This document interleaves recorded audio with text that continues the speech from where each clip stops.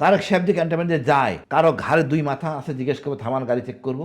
নূরকে পিটানো হয়েছে না, তদন্ত হয়েছে, আমরা দেখছি না, সঙ্গে কিছু হয়েছে হয় নাই। আচ্ছা, ঘটনা 1 মাস আগের, 1 মাস আগে, প্রায় 1 মাস আগের। এটাকে এখন আনা মানে উদ্দেশ্যপ্রণীত।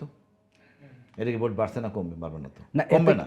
ইনিশিয়ালি কমছিল, এটা রিকভার হবে, কারণ এটা উদ্দেশ্যপ্রণীত করছে, গোয়েন্দারা করছে, আমি যতটুকু মনে করি গোয়েন্দারা করছে। এখন কথা বলেন, তারেক সাহেব ক্যান্টনমেন্টে যায়, কারো ঘাড়ে দুই মাথা আছে, জিজ্ঞেস করবো থামান গাড়ি চেক করবো। এখন সহজ সরল ভদ্রলোক পাইছেন বলে দাবাই দিলেন। আর আমরা কথা বলি, উস্কালে তো কথা হবে, কেউ আপনার তো বৈষম্য রাখবেন না।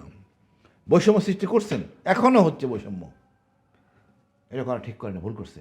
এটা করলে আপনি গেইন করবেন ঠিকই, কিছু লোক বুঝবে আপনি আসলে যারা ভোট দেবে বিরক্ত হয়ে যাবে। আপনি দেখছেন কি না দক্ষিণ প্লাজা যে অনুষ্ঠানটা হলো খালেদা জিয়ার মাহফিল, সিট তো পিছনে সব খালি ছিল।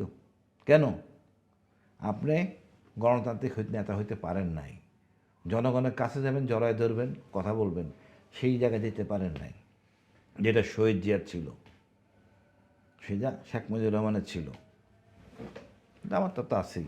এটা না গেলে খালেদা আর্মি গোয়েন্দা সংস্থাটা ছিল সম্পূর্ণ রয়ের নিয়ন্ত্রণে। ওই লোকগুলি এখন সবাই আছে, তাদের তাদের ওই লিঙ্কটি সবার বিদ্যমান।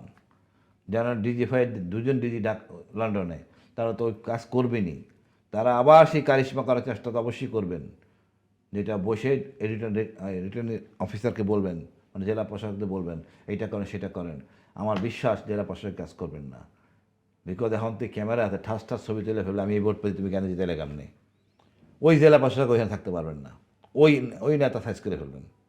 একটা লোক জিতছে, সে তো মনে করেন প্রথমে 2 ঘন্টা সময় লাগলো কাউন্ট করতে, 2.5 ঘন্টার মধ্যে তার 60টা কেন্দ্র সিট এসে যাচ্ছে তার কাছে, ওই ডকুমেন্ট, ছবি, কাগজ নিয়ে আসার দরকার নেই, ছবি চলে আসতেছে। হোয়াটসঅ্যাপ গ্রুপই বাস, হচ্ছে এখন। হোয়াটসঅ্যাপ গ্রুপ বানাই নিয়েছে সবাই। ডিসির তো আর ডাইনম্যাম করার কায়দা নাই, করলে বিপদে পড়বে ডিসি।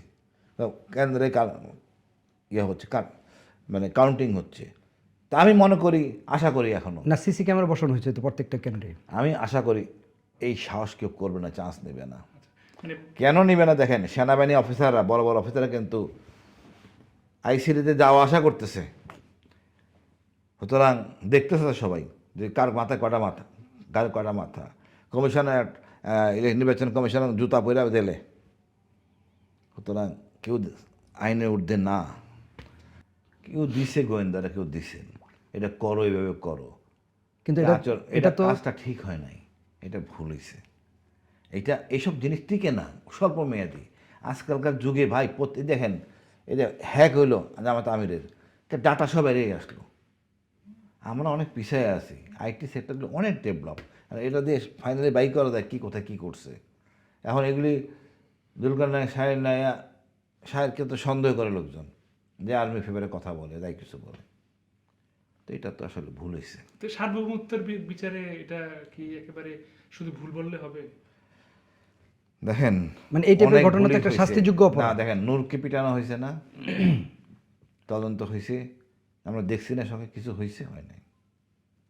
হাদির দেখলাম বিচারটা করতে পারেন নাই, যে পলাইয়া দেয় কোনো একটা জায়গা দিয়ে গেছে, তো জিনপুরি না আকাশ দূরে চলে গেছে, তো এটা খুঁজে বাই করতে পারেন, বাই করছে হয়তো কোনো কারণে।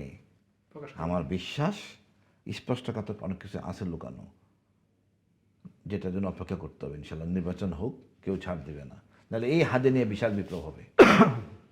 নিউজের পরে জি, জাতিসংঘের তো একটা জাতিসংঘ তো তদন্ত আমাদের চেয়ে এক্সপার্ট না রে ভাই, না। এরা অবুঝ বাচ্চার মতো উল্টাপাল্টা কথা বলছে। আপনি যে MI6 বলতেন, দে আর স্পেশালিস্ট।